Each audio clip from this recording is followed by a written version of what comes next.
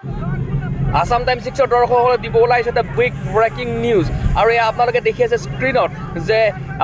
দাউদাউকে জ্বলি উঠিছে কেইবাখনো বিপণী আৰু এই ব্যৱসায়িক প্ৰতিষ্ঠানবিলাক যোৱাকালি নিশা এক ভয়ংকৰ অগ্নিকাণ্ড সম্পূৰ্ণৰূপে যায় আৰু প্ৰায় 8খনকৈ দোকান ভস্মীভূত হৈ পৰে আৰু যোৱাকালি নিশা সংঘটিত হৈ ভয়ংকৰ অগ্নিকাণ্ড আৰু আপোনালোকে স্ক্ৰীনত দেখা পাই আছে সেই বিশেষ দৃশ্যাংশ যোৱাকালি নিশাৰ সেই বিশেষ দৃশ্যাংশ আসাম টাইমছ 6 দৰ্শকসকলক দেখুৱাই আছোঁ আৰু প্ৰায় 60 লাখ টকাৰ অধিক প্ৰায় ক্ষতি হয় আৰু এখন মটৰচাইকেলৰ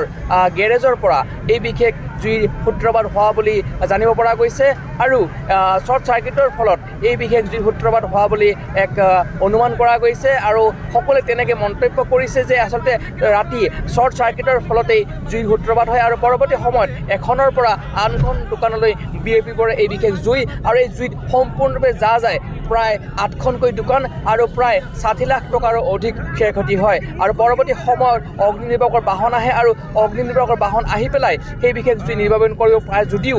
তেতিয়ালৈকে প্ৰায় 8খনকৈ দোকান সম্পূৰ্ণৰূপে ভস্মীভূত হৈ পৰে আৰু এই বিশেষ ঘটনাটো সংঘটিত হৈছে বঙাইগাঁও জিলাৰ মানিকপুৰ থানাৰ অন্তৰ্গত 2 নং জামদহাৰ বেকাৰ চকত আৰু এয়া দেখি আছে আসাম টাইমছ 6 দৰ্শকসকলে সেই বিশেষ দৃশ্যাংশ যোৱাকালি নিশা সংঘটিত হয় এই বিশেষ ভয়ংকৰ অগ্নিকাণ্ড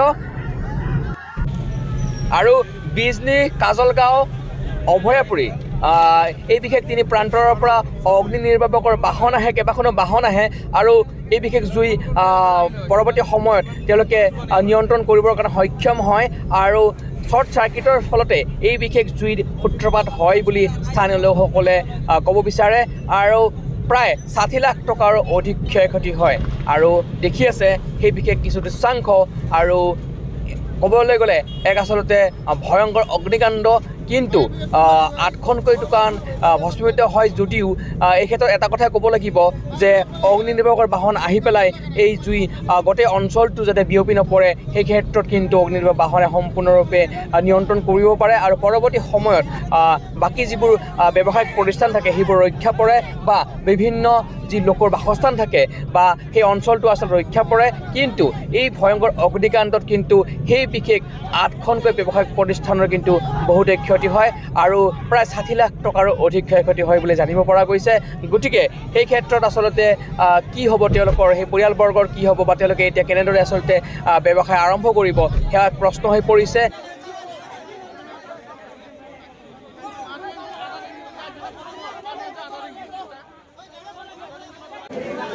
জুইটো সম্ভৱতঃ আমিতো তেতিয়া নাছিলোঁ লাইনৰ পৰাই হোৱা বুলি মানে সন্দেহ হৈ আছে কেইটা দোকান ইয়াতে দোকান আছিল 8টা কি হ'ল কি দোকান দোকান আছিল আপোনাৰ এটা আছিল বাইক মেকানিক তাৰপিছত চেলুন আছিল এটা সাৰৰ দোকান আছিল 2টা ৰুম এটা পিলপিলিৰ গেৰেজ আছিল এটা আৰু আপোনাৰ এই পেণ্ডেলৰ আছিল এটা আৰু ফাৰ্নিচাৰ বস্তুৰ দোকান আছিল 2টা আনুমানিক কিমান টকাৰ ক্ষতি হৈছে আনুমানিক হয়তো আমি ইমান নাজানিলেও তথাপি মোটামুটি 50-60 লাখ মান টাকাৰ হ'ব আৰু কি যিমানকেইটা দোকান গোটেইকেইটা দোকান মিলি 50-60 লাখ টকা হ'ব আৰু ইয়াৰ ভিতৰত আপোনাৰ সাৰৰ দোকানটোৱে মানে চবতকৈ ডাঙৰ ইয়াৰে হয়তো 15-20 লাখ টকা মান ইয়াৰে ক্ষতি হয় গোটেইখিনি দোকান পুৰি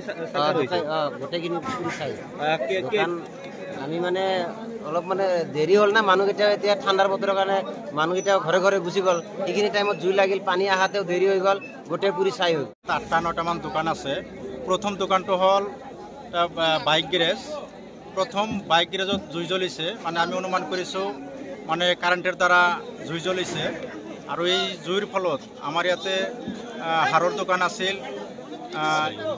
চেলুন আছিল এখন ই ৰিক্সাৰ গেৰেজ আছিল এখন আৰু ফাৰ্নিচাৰৰ দোকান আছে পেণ্ডেলৰ দোকান এখন আছে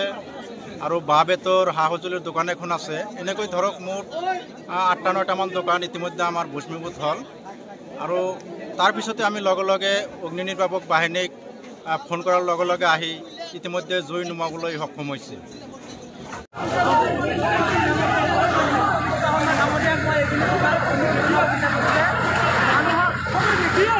News Desk Report, Assam Times 6